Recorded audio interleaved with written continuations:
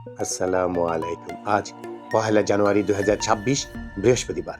আজকের প্রধান প্রধান খবর নিয়ে উপস্থিত হয়েছি আমি আনোয়ার বাবু। প্রথমেই খবরের শিরোনাম, এরপর বিস্তারিত।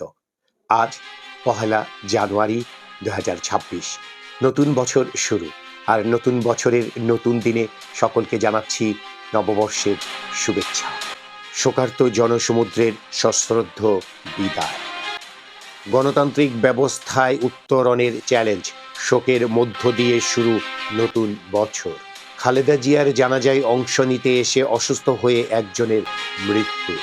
এনসিপির প্রার্থী মাহমুদা মিতুকে হত্যার হুমকি। পরিবেশ অধিদপ্তরের ২ জানুয়ারির নিয়োগ পরীক্ষা স্থগিত। সড়ক থেকে উদ্ধার ২ শিশুর বাবা মায়ের বিরুদ্ধে মামলা।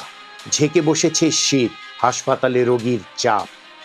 নীলফামারীর ডিমলায় সংঘর্ষ, আনসার ক্যাম্পে ভাঙচুর। প্রধান উপদেষ্টার বিশেষ সহকারী এবং প্রতিমন্ত্রীর পদমর্যাদায় স্বাস্থ্য ও পরিবার কল্যাণ মন্ত্রণালয়ের নির্বাহী ক্ষমতাপ্রাপ্ত অধ্যাপক ডাক্তার মোহাম্মদ সাইদুর রহমান পদত্যাগ করেছেন। ঢাকার দক্ষিণ কেরানীগঞ্জের হাসনাবাদে উম্মাল কুরা ইন্টারন্যাশনাল মাদ্রাসার পাশের বাড়িতে বিস্ফোরণের ঘটনা ঘটেছে। গতকাল বুধবার দুপুরে মাদ্রাসাটিতে আগের বার ঘটা বিস্ফোরণের সময় ক্ষতিগ্রস্ত হওয়া পাশের বাড়িটি পরিষ্কার করতে গেলে এ ঘটনা ঘটে। এতে রাজু নামের এক শ্রমিক আহত হয়েছেন।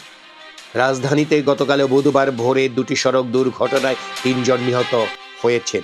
এর মধ্যে তেজগাঁওয়ে ট্রাকের চাপায় ব্যাটারি চালিত রিকশার যাত্রী বাবা মেয়ে এবং মহাখালী বাস স্ট্যান্ড এলাকায় যানবাহনের ধাক্কায় অজ্ঞাতনামা এক ব্যক্তি নিহত হন। আশোকের প্রতিবেদন, মব সন্ত্রাস বেড়েছে আশঙ্কাজনকভাবে। এমএসএফ এর প্রতিবেদন, ২০২৫ সালে গণপিটুনি আগের বছরের চেয়ে দ্বিগুণ বেড়েছে। ব্যবসায়ীদের বিরোধিতার মধ্যে এনইআইআর চালু। বিনোদনের খবরে আজ রয়েছে বলিউড অভিনেত্রী বিদ্যা বালানের জন্মদিনের খবর। এই ছিল আজকের খবরের প্রধান প্রধান শিরোনাম। এবার বিস্তারিত। শোকার্ত জনসমুদ্রের সশ্রদ্ধ বিদায়। এই খবরের ভেতরে দেখা যাচ্ছে যত দূর চোখ যায় শুধু মানুষ আর মানুষ। দল মত ও পথের ভেদাভেদ ভুলে সবাই এসে জড়ো হয়েছে এক জায়গায়। চোখের জল, শ্রদ্ধা আর ভালোবাসার ঢেউ বয়ে গেছে অগুনতি মানুষের সেই জনসমুদ্রে। ৩ বারের সাবেক প্রধানমন্ত্রী ও বিএনপির চেয়ারপারসন খালেদা জিয়ার শেষ বিদায়ের ক্ষণে গতকাল বুধবার এমনই জনসমুদ্রের রূপ নিয়েছিল রাজধানীর শেরেবাংলা নগরে জাতীয় সংসদ ভবনের চারপাশ ও সংলগ্ন এলাকায়। মানুষের ভালোবাসার সেই সমুদ্রকে সঙ্গী করে বিদায় নিলেন খালেদা জিয়া। সংসদ ভবনের দক্ষিণ প্লাজা ও সংলগ্ন মানিক মিয়া অ্যাভিনিউয়ে আয়োজন করা হয়েছিল জানাজার, কিন্তু সেখান থেকে মানুষের সমুদ্র যেন নদীর মতো ছড়িয়ে পড়ে আশেপাশের রাস্তা ধরে। সংসদ ভবন থেকে জানাজায় দাঁড়ানো মানুষের সারি লম্বা হয় ১.৫ থেকে ২ কিলোমিটার পর্যন্ত। জানাজা হয় বেলা ৩টার দিকে। এরপর সেখান থেকে মরদেহবাহী গাড়ির বহর ধীরে ধীরে গিয়ে থামে সংসদ ভবন সংলগ্ন জিয়া উদ্যানের কাছে। সন্ধ্যার আগে সেখানে স্বামীর কবরের পাশে শায়িত করা হয় খালেদা জিয়াকে। চোখের জলে প্রিয়জনকে শেষ বিদায় জানান পরিবারের সদস্য ও স্বজনেরা। বিএনপির নেতাকর্মী ও সাধারণ মানুষ বিদায় জানান তাদের আপোষহীন নেত্রীকে। সড়ক থেকে উদ্ধার ২ শিশুর বাবা মায়ের বিরুদ্ধে মামলা।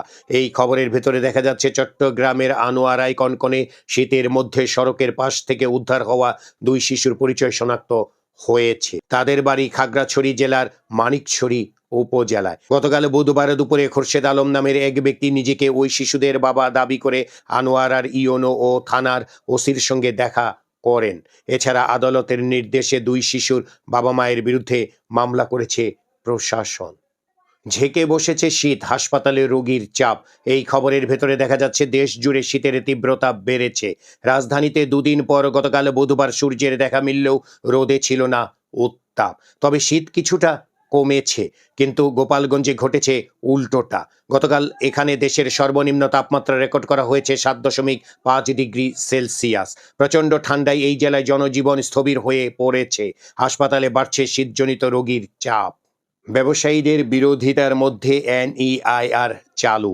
এই খবরের ভেতরে দেখা যাচ্ছে হ্যান্ডসেট মোবাইল ব্যবসায়ীদের তীব্র বিরোধিতার মধ্যে আজ 1 জানুয়ারি থেকে পূর্ণাঙ্গভাবে চালু হচ্ছে ন্যাশনাল ইকুইপমেন্ট আইডেন্টিটি রেজিস্টার নামের মোবাইল নিবন্ধন ব্যবস্থা।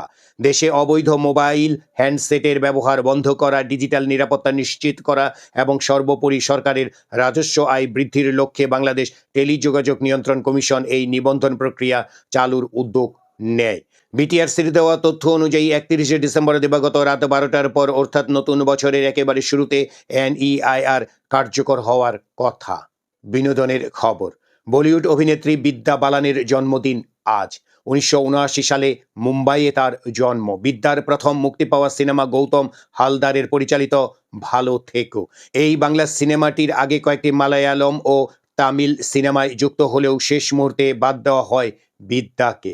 পরিণীতা তার প্রথম হিন্দি সিনেমা। এই ছিল আজকের খবরের প্রধান প্রধান শিরোনাম এবং খবর। আমাদের এই খবর নিয়ে আপনাদের যদি কোনো মতামত থাকে তাহলে কমেন্ট বক্সে জানাতে পারেন।